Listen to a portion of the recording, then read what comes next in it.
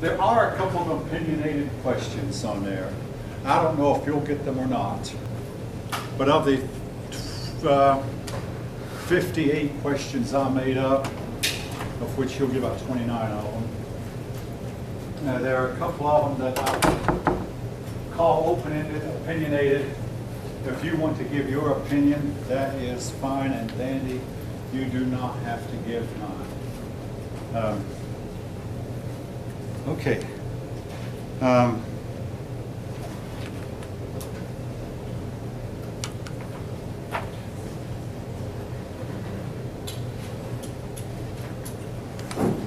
right.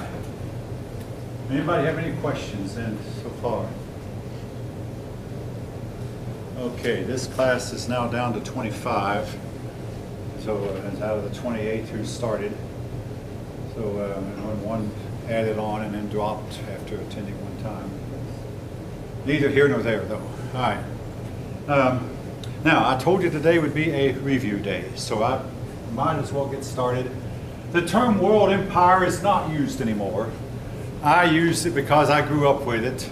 But the world empires are in this order. I mean, starting with Sumer, which really was not a world empire, but the word world empire means it had conquered that part of the known world. There was Babylon. You notice these words occur twice. Egypt, Assyria. Assyria had it the second time. Then you have a gap where there was no world empire. This was when the nation of Israel got formed, and a 500-year period when there was no world empire. Then the world empires rose again. Assyria first, Babylon, Persia, and then later on we'll talk about another one, Greece, and finally Rome. But these will not be on the test. These up here will. These were the world empires in some kind of order. Now Babylon, this first one was the Babylon under Hammurabi. That is, he was the main ruler. This is the Babylon where the main ruler was Nebuchadnezzar.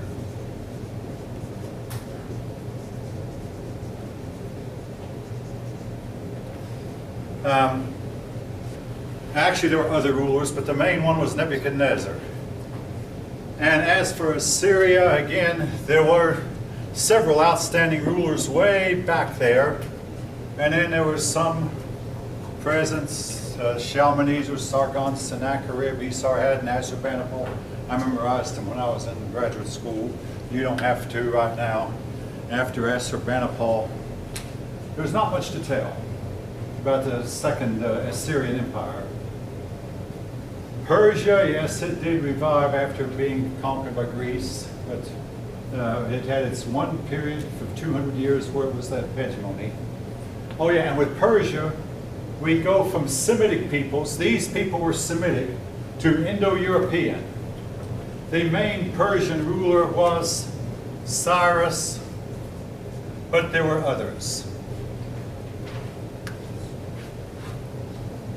Yeah, I failed to mention, as is the case of so many of these seemingly great men, Cyrus at home, he was henpecked, controlled by his wife. His wife said, you have an obligation to conquer. You need to go out and conquer. You need to. And he was pushed on by his wife. That's for each of you to decide how important that is, but I thought I'd throw that into the story. Many a ruler has had this problem. Call it problem, call it what you will. When Cyrus was buried, he brought in his tombstone. To you who may come after me, and I know you will come, I conquered the whole known world in my lifetime, but now please don't begrudge me a few short feet of space here. Alexander the Great saw the tomb, read the inscription, and he left it alone. In later years, somebody decided to open up the tomb, and they found it empty. Somewhere along the way, somebody came and stole the body of Cyrus. Another case of a world conqueror. Now, in modern times, all world conquerors have been whipped. Napoleon got nowhere. Well, it actually got a long way before he was whipped. Hitler got a long way before he was whipped. In the last 500 years, everybody who tried to conquer has sooner or later met his match. But these conquerors, a lot of times, they died at the head of their empires and were able to pass it on to their sons, and in some cases grandsons and great-grandsons. All right, one person I have not mentioned much, your book does, Gilgamesh. Now, we do not know if Gilgamesh actually existed or not, but he figures quite heavily in Sumerian folklore, and he's listed on the Sumerian king list as the king of Uruk. He was said to be more God than he was human, 2/3 God and 1/3 human. You might ask, how can that be? Well, do the math. His father was supposedly a demon, and his mother was something like 3/8, I believe, mortal and 5/8 God. Again, you can decide for yourself how much of this you believe. So therefore, he was more God than he was human. But nevertheless, because he was part human, that meant he inherited mortality and he had to die. And it upset him greatly. So he went to the survivor of the flood, whom he believed would live forever. The survivor of the flood said, I can't give you eternal life. And he went home, bragged about the great walls he built, and he eventually died, like everyone else.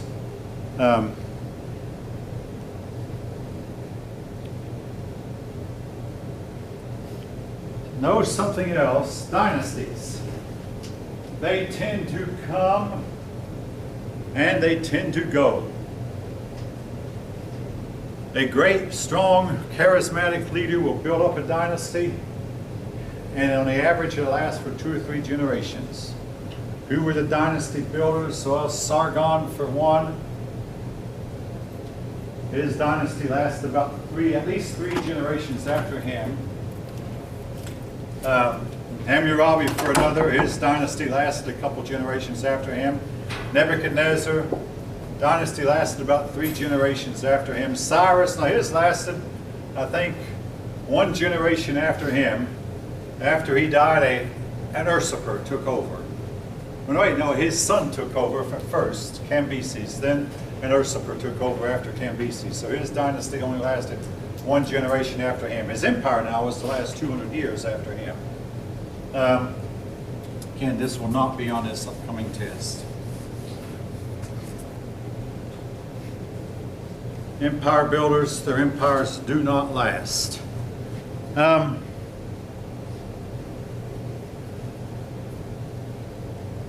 Now, something else, the ancients and their conquest. In the modern world, conquering has gone out of style. In 1990, might have been just about the time before some of you were born, but Saddam Hussein went into Kuwait and conquered Kuwait. The whole world rose up, led by President Bush, the first president, George Bush. The whole world rose up and drove Saddam Hussein out of Kuwait. And President Bush declared what he called a new world order, that there shall be no more conquest of weaker nations. Now ISIS is going around conquering like crazy, and nobody is leading the world to do anything about it. Something I did not mention also, the Jews justified their conquest of Canaan on several grounds. One of them was the Canaanites were worshiping Baal, and Baal worship, sometimes called Baal, called for young women would prostitute themselves in the temples. Temple prostitution. And the babies that were born from this prostitution, they would offer as a sacrifice to Baal. Put them in hot ovens to burn them alive, and offer them as a sacrifice. The Jewish people said this practice was reprehensible, and they used this as a justification to conquer the land of Canaan. Again, you can decide for yourself, was this act justified, was it not? Later we'll talk about Cortez, who heard some screams coming from the temple. I mean, just hideous screams. He asked, what's the meaning of these screams? Oh, these are people being sacrificed to our sun god. Cortez used that as justification to destroy the Aztec Empire. take Montezuma off the throne and basically conquer the Aztecs. Be that whatever it may, I mean, people have used justification for conquest down through the ages. In modern times, it has fallen out of fashion. And yet people do it. Folk, if the United States ever becomes weak, don't think that our enemies will be too high up morally to come in and conquer us and take all they can from us.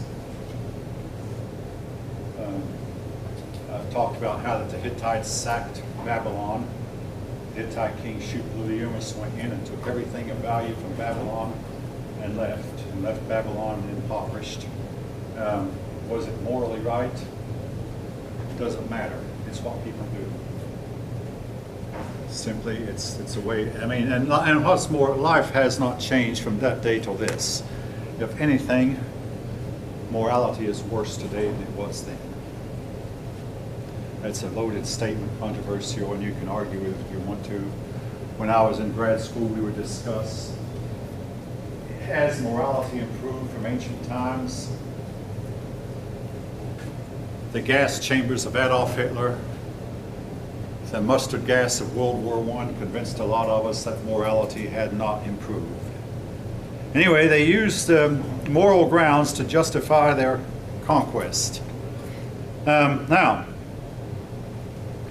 something else I did mention in the first class, for in the ancient world, government, theology, and science all were united into one field. They did not compartmentalize them. A person's religious beliefs were the same as his political beliefs, his scientific opinions. There was no conflict between science and theology, no conflict between politics and theology. They all was one and the same. Now,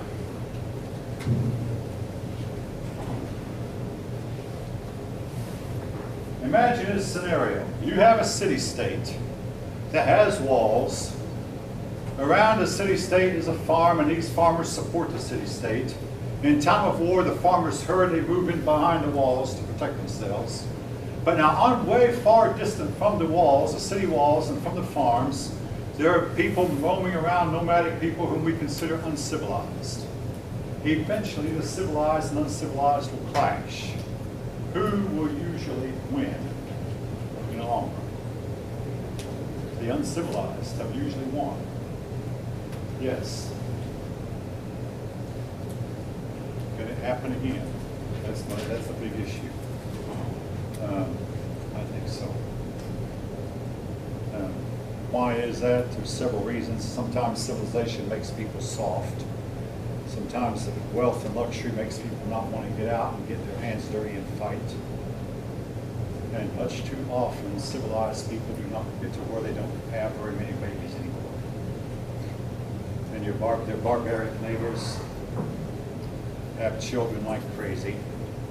And eventually the barbarians greatly outnumber the civilized. There have been exceptions to that, of course.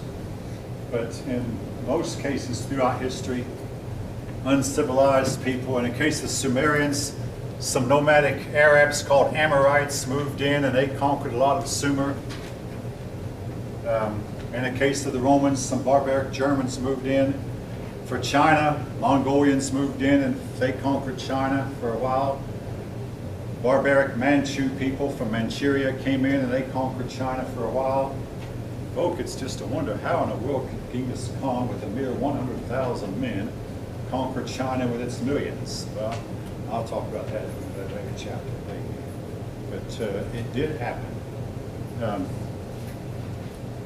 And part of it was that the Chinese became socialistic, and socialistic people seemed to believe that there's no need for an army, so they neglected the army. And then when a bunch of nomads came in on their horses, fast horses, and looking really mean and ferocious, nobody would stand up to them. Hey, if China would have had a highly trained army, they outnumbered the Mongolians by more than 10 to 1. But they wouldn't get together and fight because nobody had told them they had to. All right, but anyway, that's not really off the subject, because down through history there have been civilization after civilization that has come and lasted a while and fallen. I had a pupil last semester who said that civilizations just naturally fall. I don't think so. They may all fall eventually, but it doesn't have to be natural. You can do something maybe to stop the fall. All right.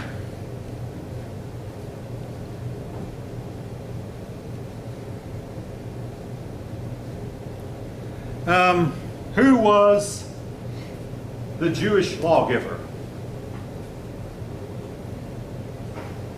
We've had a few lawgivers down throughout history. We'll talk about some. The Jewish lawgiver, same person who led them out of Egypt. Who led the Jews out of Egypt? Yes, Moses. Moses, Jewish lawgiver, Moses. I mentioned two ancient humans, both of whom had bigger brains and bigger bodies in general than modern man. They were anybody remember? The Cro-Magnon man. He was the last one. The first one before the Cro-Magnon man was the Neanderthal man, sometimes pronounced Neanderthal. Both pronunciations are given in the dictionary. Both are correct. Neanderthal or Neanderthal. The Neanderthal man apparently is older. The Cro-Magnon man, his DNA shows that he is an ancestor of modern man.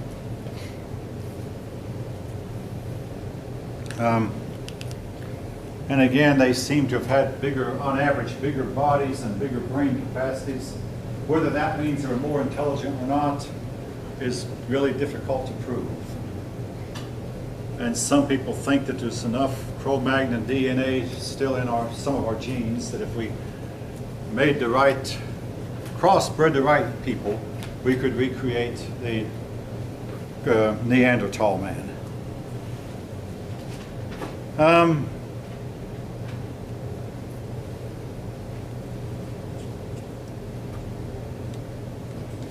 Now, oh yes, folks, I emphasize this one pretty heavily.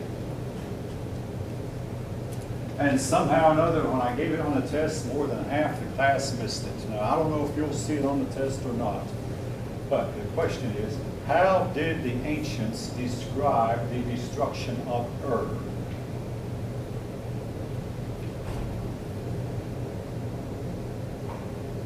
Big city of the Sumerians that was destroyed. It's in your book. I mentioned it. It's a poem. Anybody recall? How did the ancients end? I'm a little bit surprised. Nobody seems to know. The Ur was destroyed. See? The melting of... Melting. That's right. Melting of human bodies. A fiery holocaust. Extreme heat. So much that it said the bodies would dissolve like fat in the sun. And the smoke rises like a shroud. It's describing, folk, as best as they understood it. It's describing a nuclear holocaust. You can argue with that if you want to. There's quite a bit of research that's been done on this, and evidence of nuclear warfare has occurred all over the globe. In the Sahara Desert, there's places where the sand is turned to a type of glass that can only be done in the type of, not an ordinary fire, but the type of heat generated by a nuclear blast. Okay, we'll come to the next chapter on Mohenjo-Daro. We're running the same thing. Destruction of Ur, like the destruction of Sodom and Gomorrah, appears to have been something that resembles a nuclear holocaust. And again, this is how, I mean, folk, it's as original of a source as you can get. And of course, when we come to the next chapter, we'll talk about the Vedas. And the Vedas describe an explosion that reminds us much of an atomic explosion. of a brilliance so bright and a heat so fervent that it actually made the sun look dim. The only thing that could do that was a nuclear or a nuclear type holocaust.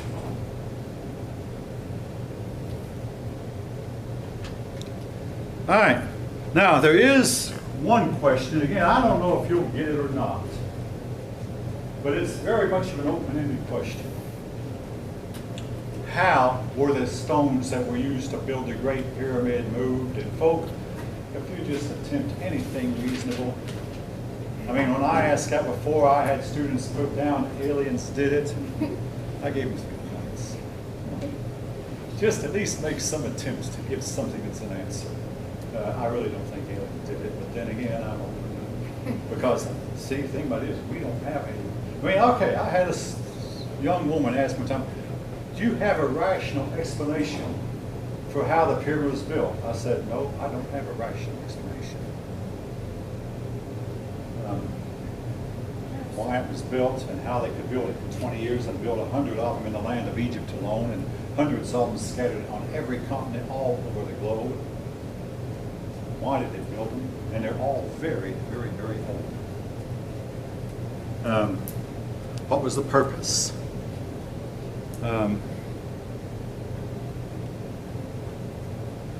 right, when you don't have written records, you resort to other ways to try to understand the ancients and try to figure out how they lived. Name me a few other ways you can try without written records. You study their what?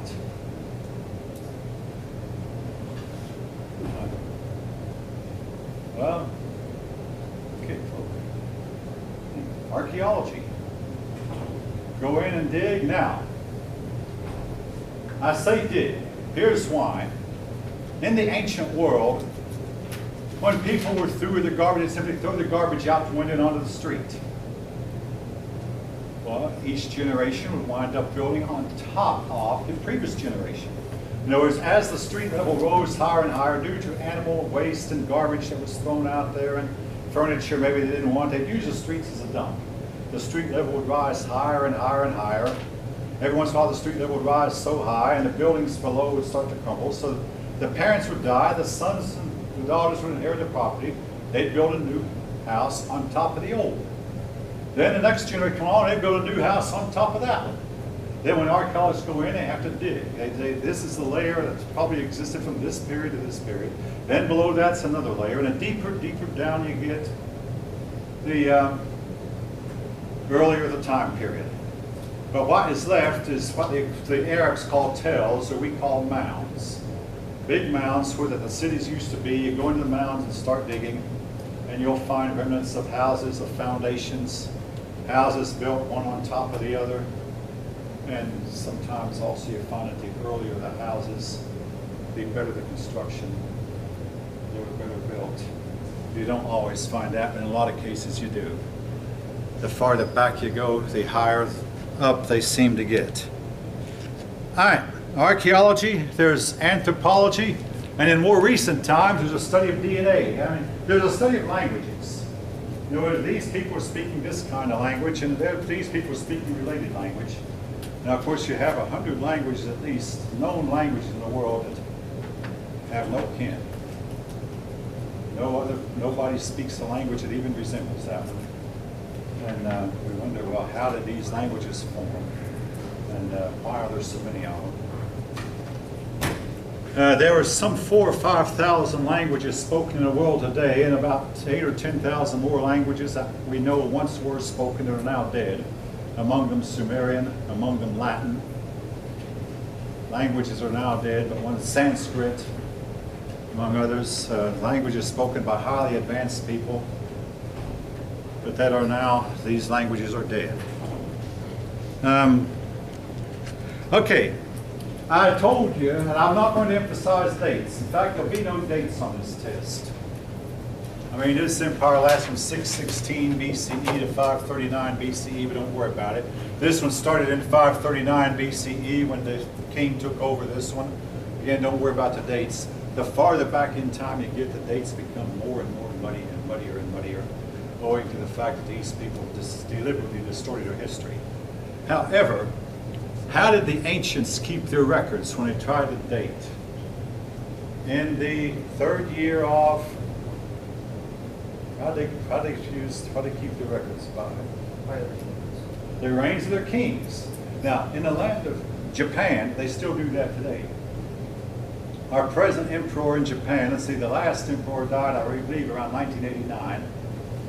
So that means that this emperor has been in ruler for about 26 years. His father was ruler for about 50 years. But they keep records still based on the year of the emperor, of such and such an emperor. In the third year of this emperor, in the fourth year of that emperor, such and such was done. So the Japanese still do. And I don't know of many other peoples that still keep their time that way. But the ancients all kept their records of in the third year of King Nebuchadnezzar. In the 18th year of Nebuchadnezzar, he conquered Babylon. In the third year of Nebuchadnezzar, he went and marched against Jerusalem. In his fourth year, he carried away the king of Judea captive. Then he had to repeat it again, so 11 years later, in his 15th year, he went back to Jerusalem. Actually, he conquered Jerusalem in his 7th year. He made a raiding party in his 3rd year, conquered it in his 7th year, and had to repeat it in his 18th year. But again, don't worry about the dates. Because we know pretty well, in the case of Nebuchadnezzar, we have a few eclipses that occurred. And eclipses, as you may know, whether it be an eclipse of the moon or an eclipse of the sun, are very, very regular. And astronomers can tell the exact date they occurred, but then you go farther back and we can't even tell which eclipse they're talking about when they record an eclipse. All right.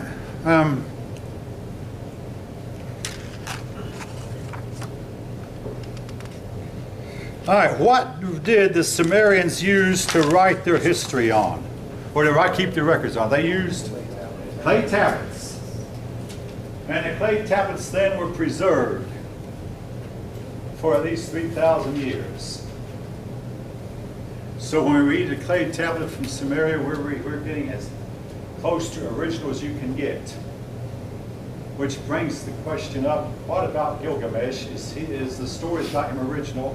Not really, because the people who wrote about him, what I have, were written after he would have lived. Now, my graduate professor at UT wrote a paper in which he said he believed this document was written just 2 generations after Gilgamesh would have lived, which meant that there would still have been people alive who remembered him. Some other professors who reviewed his work did not agree with his conclusions, but that would put the document really close to Gilgamesh's time. But even though the documents we read about Gilgamesh are at least 3,000 years old, we would not consider them original because they were not written by people who actually saw him or knew him. Now, that may change as we start digging more. Now, when I got access to the internet, I started looking up the Sumerians again, and I was amazed to find that there's been very little discovered from the time I was in graduate school in 1971 until the present time. I've heard, though, that there are hundreds of documents, cuneiform documents, that need to be read, that are begging for a reader, and nobody can read them or nobody will. I don't know why that is, but that's what I've been told. All right. The ancients built their civilizations along the banks of rivers. For Egypt, it was which river? The Nile. For Sumer, it was which river? Tigris and Euphrates. There were 2 of them. The Tigris and Euphrates. And we'll get to the next chapter about other rivers, and the next chapter after that, other rivers. The Tigris and Euphrates were the 2 rivers for Sumer and Babylon and Assyria. And for Egypt, it was the Nile River.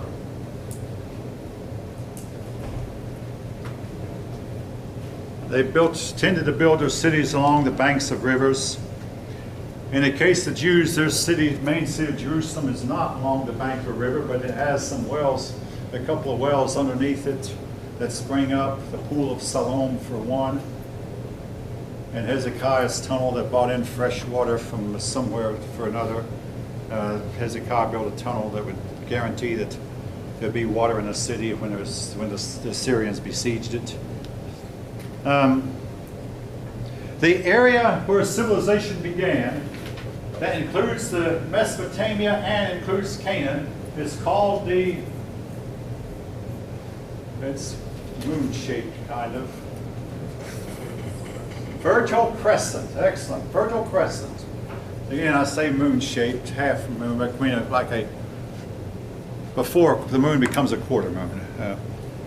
Fertile Crescent. In the olden days, we counted time as BC and AD. Today, how do we count time for ancient world? I mean, I'm talking modern scholarship. It's not BC and AD, but it's BCE and CE, not AD, CE. BCE means before the Common Era. Now, BC used to mean before Christ. Now it's BCE, which is before the Common Era. The initials are very similar. And instead of AD, AD meant in the year of our Lord. But now it's CE, which means the Common Era. Before the Common Era and the Common Era. And again, this is designed to be less offensive to people who are not Christian.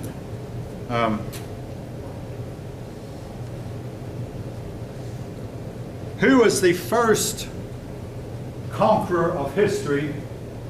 I mean, not conqueror of history, who is the first conqueror of his neighbors, whom historians realize to be a real personage? And that would not include Gilgamesh, who we're not sure is real or not. Who is the first real historical figure who was a conqueror? Sargon. Sargon.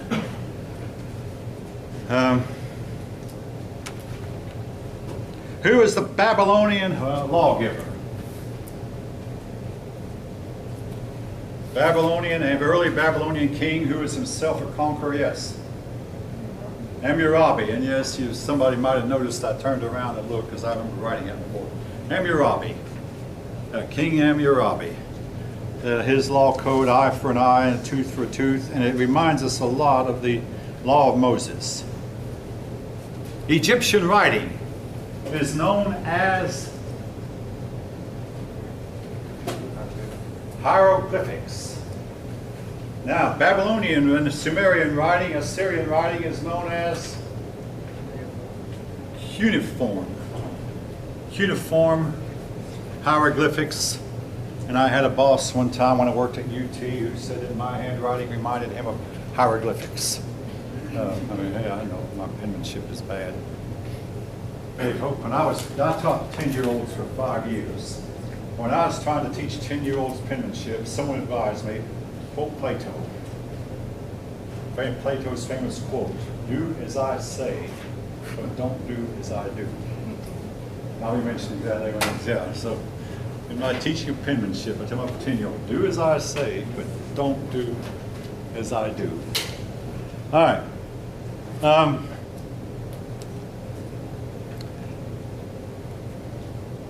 And the Egyptian monarchs were called by a title. What's that title? Pharaoh. Pharaoh. And again, some of you might know that word Pharaoh made news last spring when a horse by that name won the first Triple Crown in more than 40 years. I was quite young the last time there was a horse that won a Triple Crown. But anyway, American Pharaoh won the Triple Crown. Now,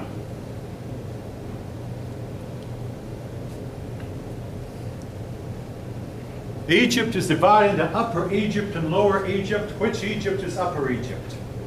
South. South. Lower Egypt is? No.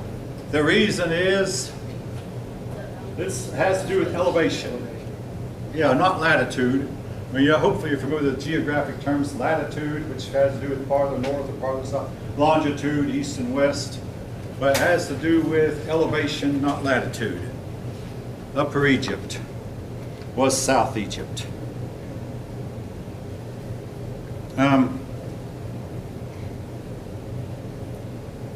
All right, I have mentioned, and this is not in your book, but folk, I did emphasize it, so somebody will see it on the test. All human beings are descended all human females are descended from one woman. We call this woman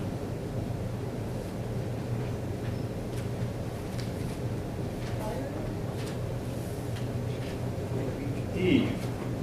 We call this woman Eve. And it's based on the study of mitochondrial DNA, and we call her mitochondrial Eve because she's the woman from whom all women alive today are descended. And of course, by the same time, Y chromosome studies show that all human males are descended from one man, and we call him Adam. Again, this is standard DNA. You don't hear it talked about much, but it's, if you look it up, if you look up Y chromosome, you'll see it, or look up the National Geographic studies, or have your own DNA tested. And I haven't checked it, but some of my relatives in Ohio told me that a man can now go to certain drugstores and they'll test your DNA for about $35. And I paid $100 several years ago to have mine checked, but they don't do that. But they did not do then the detailed check they do now. That they can link you up and tell you if you have the same DNA as certain kings have and certain lines of nobility. Again, it's something I have to look into, and I've heard that it can be found at certain drugstores, cheap, and you don't have to send to National Geographic anymore. All right.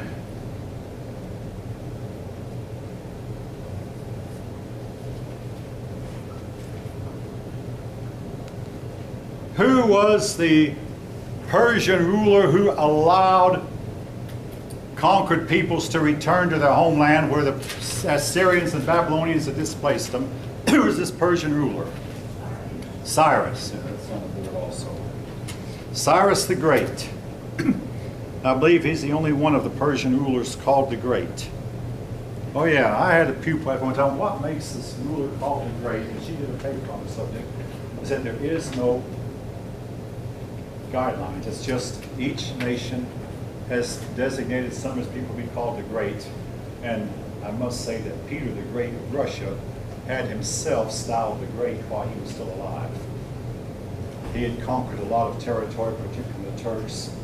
Then he went on a campaign. After he styled himself Peter the Great, he went on a campaign and lost a lot of the territory he had conquered from the Turks. But he still had styled himself the Great. But others, they've been styled the Great after they were gone. Alfred the Great, Alexander the Great, Charles the Great, Cyrus the Great. Just a few who have earned the title of the Great. The only woman is Catherine the Great of Russia. All right.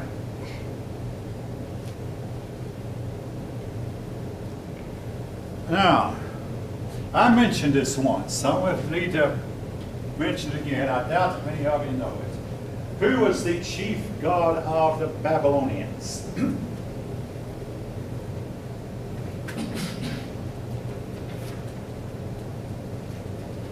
Marduk. Marduk. Now, the Sumerians, they worshipped Enki and Enlil and Anu, and somehow or another all these gods faded in importance, and we're going to be talking as we go on through about these civilizations would have a certain god that they liked at one point, then somehow this god would lose out in importance and new gods would come along and take their place.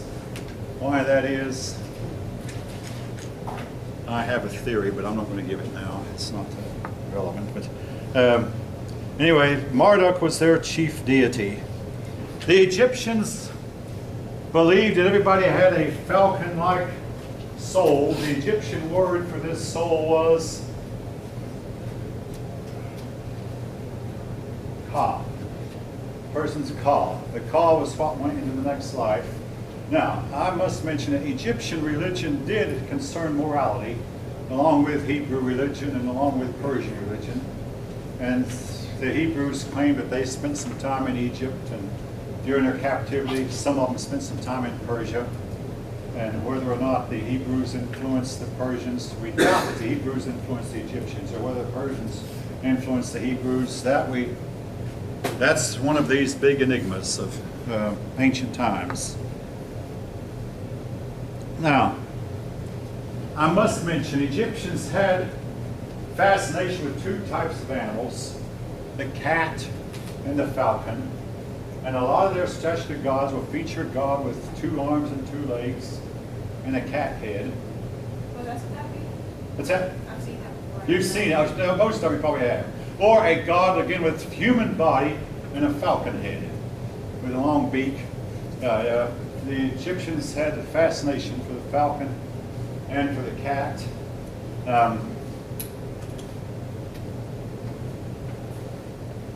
I'm going to go ahead and bring this up right now while I'm on the subject. You might not be aware that for the last 50 or so years, there have been scientists who are involved in crossbreeding human DNA with animal DNA. Have any of you ever heard this? It does, it does go on and is becoming more and more widespread. And some people go so far as to say that the ancients may have done it, because the ancients feature centaurs, horses' bodies with the human from the torso up, the centaur. Harry Potter featured the centaur, race of centaurs. Again, lion, you got human bodies with cat-like heads. And some people wonder if the ancient Egyptians, way back there, might have done some experimenting with crossbreeding of humans with animals. This is going on a lot in secret, but if you look at the right place on the internet, you'll see it. It's very widespread. And supposedly, the scientists who do it are supposed to destroy the embryos before they get fully grown, but I've heard that lately a lot of scientists are not. And they're getting better and better at it all the time. I mean, at first they got a hodgepodge of creatures that were somewhat worthless and useless, but they're getting better at it. The moral issue is, should we do this? Scientifically, we have the ability to do it. Morally, should we? They did it back then. I mean, if they did it back then, it might have contributed to the destruction of their civilizations. Because these civilizations are known to have destroyed. Either they destroyed themselves or they were destroyed, whether by divine action or whether by wars with each other or a combination of both. All right, I'll leave that for now. All right, you have in the ancient world stories that we call myths or legends. Here's the difference, folks. And a myth is a story that involves gods and supernatural events that's generally not believed to be true by modern scholars. Now, legends, the difference between a myth and a legend, legends involve stories about heroes that might or might not be true.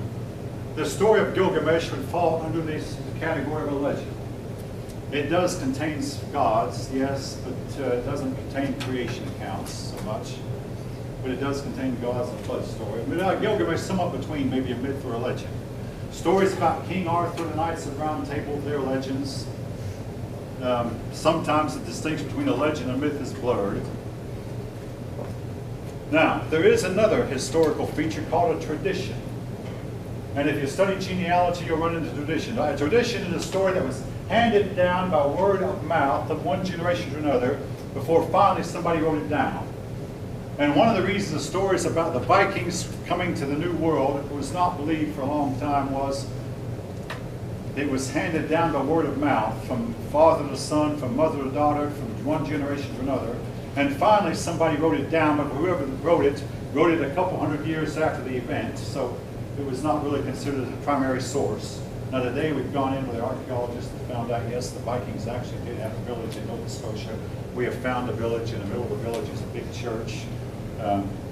And all kinds of Viking artifacts, Viking helmets, things that the American Indians did not have. So yes, the Vikings did come over. That's now a proven fact. But for many years we were not sure of it until 1837, when officially historians said, yes, those stories of the Vikings coming to Nova Scotia and to Greenland were in fact true.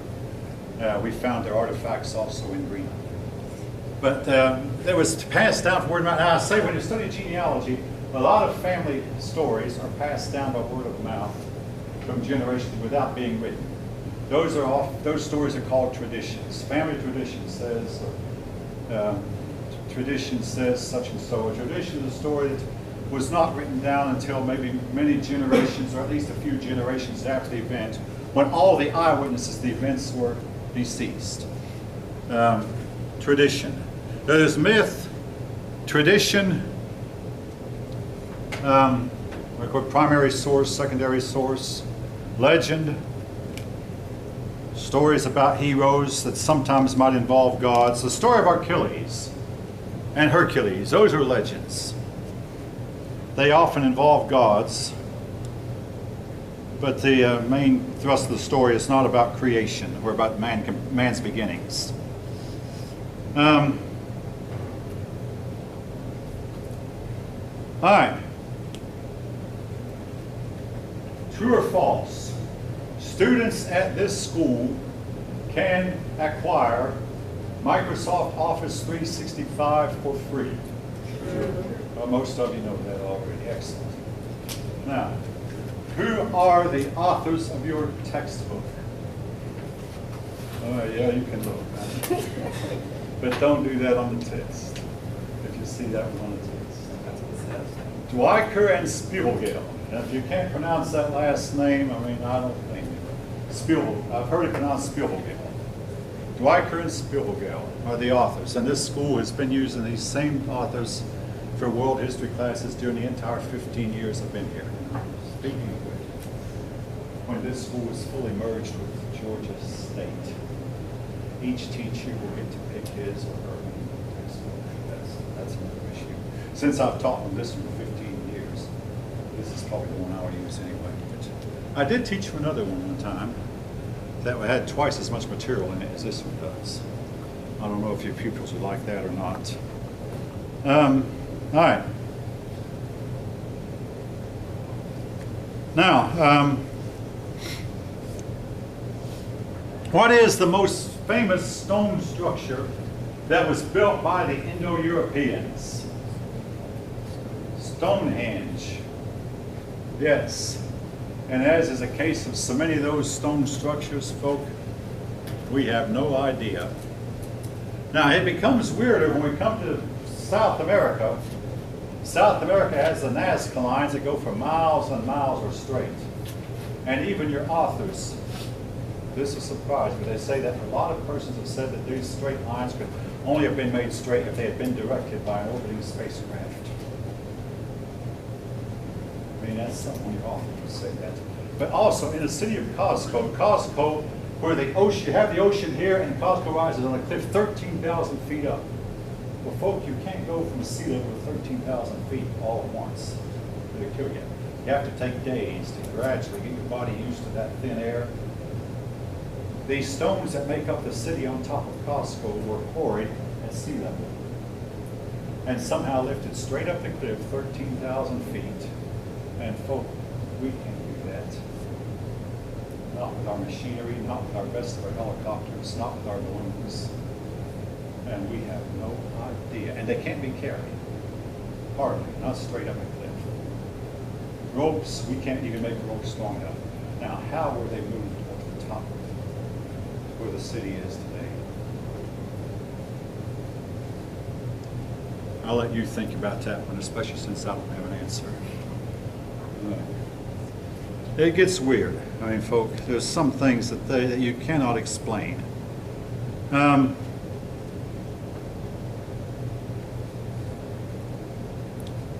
Hopefully all of you know this one. Belief in one God is said, what word describes a belief in one God? Monotheism. As opposed to a belief in many gods, which is polytheism. Now, here's something, folk. I don't know if I mentioned him or not. If I didn't, I certainly should have. King Tut. King Tut became famous because he was discovered many, many years ago, his tomb. He was a boy king, he died about 20 years old. According to the Egyptian records, he ruled Egypt for a few years, apparently as a boy, and never maybe reached his majority.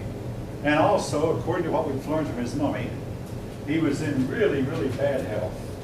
But he apparently met his death in a battle because he got a pretty bad battle. But he was buried in a really, really magnificent tomb. And what was unique about his tomb, nobody knew where it was for probably 3,000 years. And when we discovered, hey, here's a tomb that was never broken into. And here's a body that has never been bothered. In fact, the body was at one time brought here to our Civic Center here in Atlanta and put on display in Atlanta. Some of you nodding your head. I myself did not go see it. I mean, I'm busy. I travel a lot, but I do. And I think I should have taken the time to see it. Now, when I went to the Dayton Museum, Cincinnati Museum, we saw a lot of mummies there. So I have seen some real mummies. But King Tut's, I did not have the privilege of seeing. As such, King Tut is short for King Tutankhamun. Again, we don't know a whole lot about his reign. But like I say, his mummy seems to show a young boy, a young man of very ill health, and who died violently. But the records do not tell us how he died. The records do tell us that he ruled for about 5 or so years. They tell us who the king was before him, the Pharaoh before him, who the Pharaoh was after him. He got to be Pharaoh like most of them did because his father was one. But apparently he didn't last long. King Tut.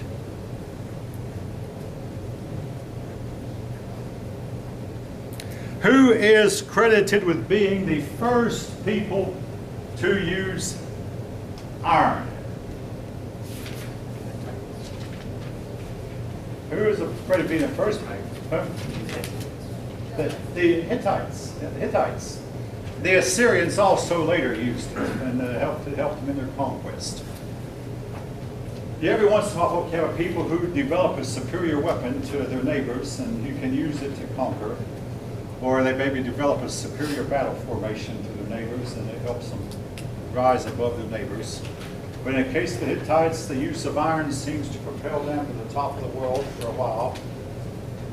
And the Assyrians, the same thing. They were strong users of iron, and it helped propel them to the top for a while.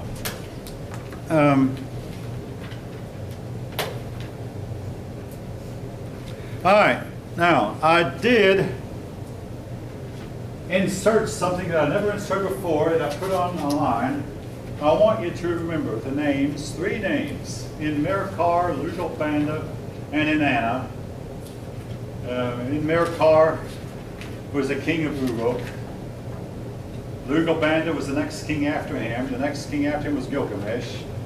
The story of in Merkar is a story about him going to war against the city of Aratta to try to get the gold and silver from Aratta in order to build a temple for Inanna, whom he had stolen from the king of Aratta. Inanna was a woman who jumped from one man to another. And then the story of Lugalbanda, he was a soldier at first in Merkar's army who took sick and left behind, but in the course of recovering, he called on the gods who actually paid him a visit, helped restore him to health. And then he befriended an Anzu bird, and this Anzu bird's mother gave him the gift of super speed. Again, folks, this is the stories that they believe to be real. You can think that it was just like our Superman books. The difference is everyone who reads a Superman comic, I believe, knows that Superman is not real. These people believe that the characters I'm talking about were actually real historical figures who actually lived and who actually did the deeds that are ascribed to them. But again, they sound to us like fairy tales. All right. But know those 3 names at least and be able to say something about them. What's that? What were the 3 names? The 3 names, Lugalbanda, in Merkar was the first, in Merkar, Lugalbanda, and Inanna. Can you spell that? Oh yeah, I'll spell them. In Merkar, E-N. This is the Sumerian word for king, by the way, in Merkar, Lugal. Lugal is another word for king. Lugalbanda and Inanna. Are we going to have to spell these on the test? I do not count off for spelling on these tests. Now, on your papers, definitely yes. But I recall more than once giving an American history test. Now I asked, part of the amendments that put down the Second Amendment to the Constitution gives you the right to bear arms, gives you the right to bear arms. I see a few of you are exercising your constitutional right. If you're not laughing, you should be. The word is the wrong word. It should be B-E-A-R. Again, on a test, I'll laugh it off. On a paper, I'd cut off a point for that. Yeah, the Second Amendment gives you the right to B-E-A-R, arms. Yes. Not the right to uncover your arms. Bear, that kind of bear, yeah. To bear arms. Yeah. There is a difference, folks. Anyway, apparently most of you do not know the difference. Anyway, no, on the test, I won't count off for spelling. On your papers, yes. Now, by the way, probably these words will be spelled out for you, and I expect you to define them. And basically, who were these people? What main thing did they do? All right. Sumerian gods, I mentioned them. Started off with Anu first. Anu fell out of favor, and then Enki and Enlil became the chief. When Enki and Enlil fell out of favor, Marduk became the chief. When Marduk fell out of favor, Nabu became the chief. And when Nabu fell out of favor, they embraced other gods and eventually embraced first Christianity, then Islam. I'm talking about the Middle East.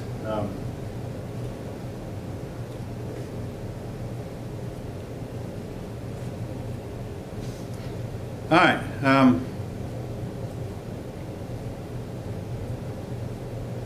Now, which group of people told us stories about a fall from a heavenly paradise on earth, told us stories about dragons, about the flood? Who told us these stories? They basically folk, I mean, everyone, every ancient group has a fall from a heavenly paradise, otherwise known as the Garden of Eden to some. The flood story, stories about dragons, stories about gods inhabiting the earth in physical form, where they could be seen and talked to and had to be fed and housed, and they had the ability to fly, and they cohabited with earth women. Race of giants who were part god and part human. These stories are found all over the world. All over. Oh yes, the zodiac. Same thing, folk. By whom? Now, about the past. Hopefully you've taken the time or will take the time to look at the study guide. Essentially. Now the past does include some things that are not part of, but part of the first, some 5 of the questions of the past were given to me by another teacher. But now, if you're, go to the library, and you read in the library some letters that were written by a soldier at Gettysburg to his wife, are these considered primary sources or secondary? They're primary sources. Yeah, even if you read copies of them, I mean, it's considered primary.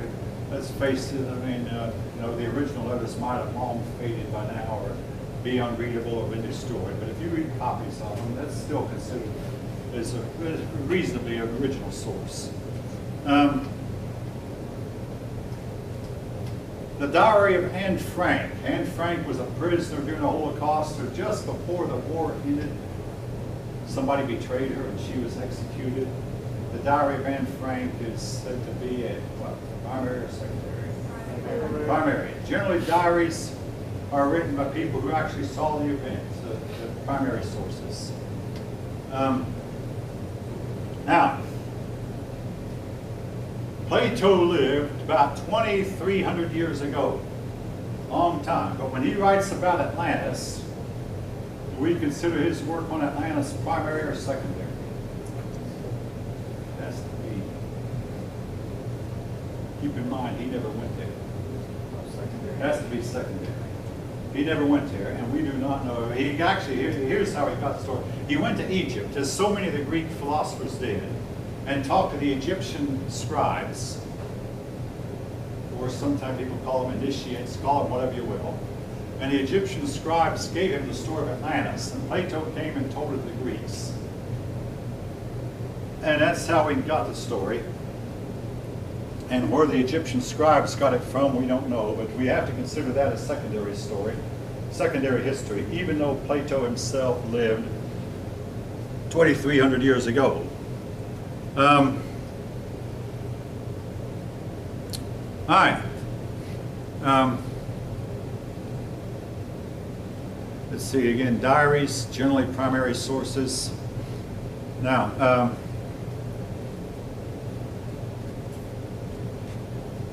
William Lloyd Tennyson lived in the 1700s.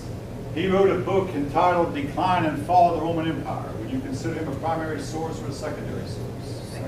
Secondary. The Roman Empire ended in 476. Tennyson is famous though because he was the first person to try to, we know of, to try to give reasons why it fell. He concluded the empire fell from within before it fell from without. And a lot of historians are concluding today that most of the great empires of the world that have fallen, if not all of them, have fallen from within before they fall from without. And much too often an army like Genghis Khan's 100,000 horsemen can conquer millions of people, Chinese, simply because the civilized people don't see a need to fight anymore.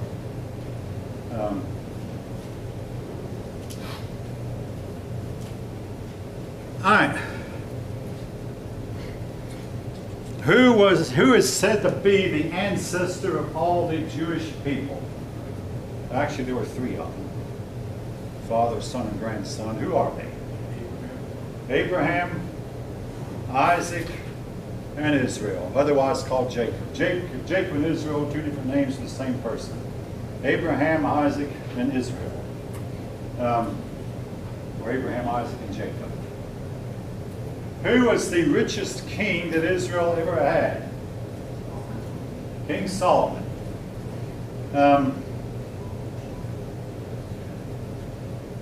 The northern kingdom of Israel was carried captive by what country? The northern kingdom of Israel. In other words, the kingdom eventually divided into Israel on the north and Judah on the south. The northern kingdom of Israel was carried captive by which country? By Assyria. The southern kingdom was carried captive by Nebuchadnezzar of Babylon, 100 years later. They blamed their captivities on what? They laid the blame on their captivities on their falling into the worship of their neighbor's gods, or the worship of idols.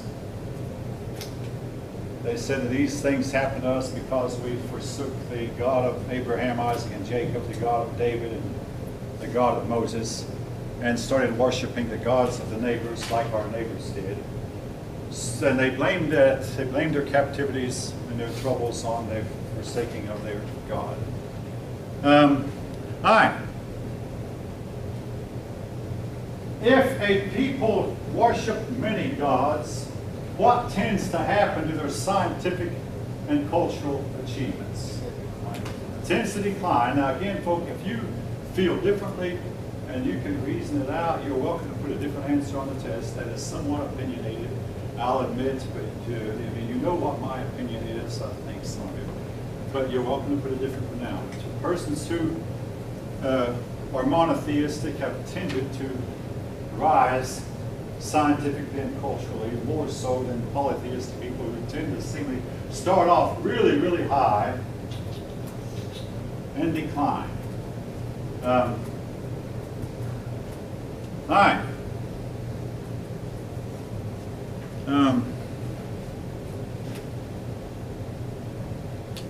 Your authors take A viewpoint of man's origins that can be summed up in one word. What word am I looking for? It's a standard view that scientists use to describe man's origins. Evolution. The authors take the evolutionary point of view.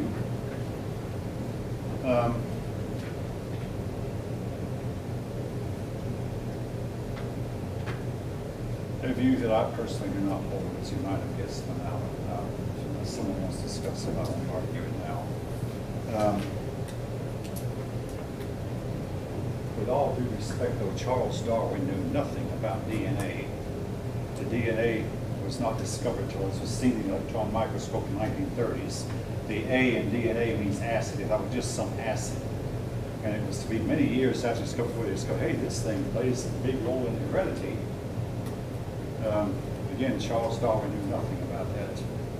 And anyway, that's a big subject in itself, and we're running out of time. All right.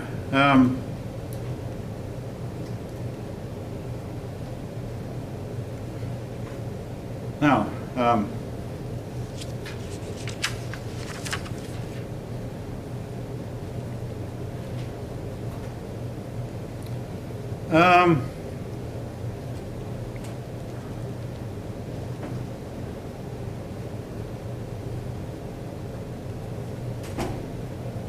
again, polytheistic people would tend to worship the wind, the sun, the moon, the planets. The Greeks, I mean, if you look up Jupiter on the internet and encyclopedia, you'll see two entries. One is for the Roman god Jupiter. The other is for the planet. The Romans made no differentiation to them when they looked up in the night sky and saw this bright blue star exceeded in brightness only by the sun, the moon, and Venus. The next is brightness of Jupiter. They thought they were actually seeing the real Jupiter. They made no differentiation between the planets Jupiter and the god Jupiter. One and the same.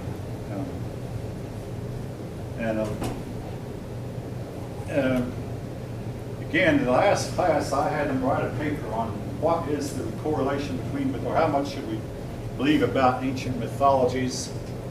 And again, some of the class put down that they're just like our Superman stories.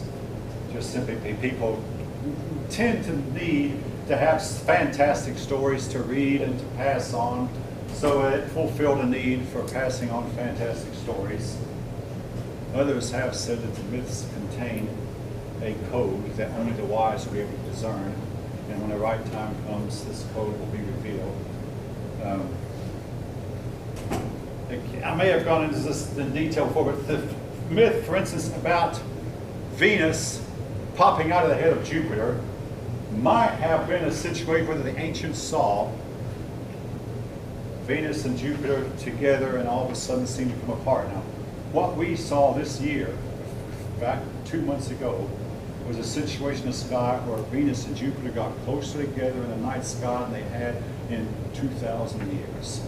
Now, it's common for Venus and Jupiter to be seen in the same part of the night sky, but rare for them to be seen this close as they got. But they didn't get so close that they appeared to touch. But some people believe the ancients saw that Venus and Jupiter appeared so close they actually touched, or that Venus once might have been a moon of Jupiter that broke away, and the ancients saw the breakaway. What could have caused the breakaway?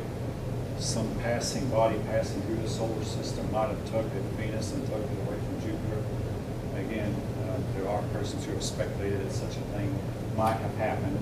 A distant star nova, in other words, exploded, and a big chunk of it passed through our solar system. Again, this is speculation, but I have a book at the house where they named the star that appears to have nova at one point or has exploded.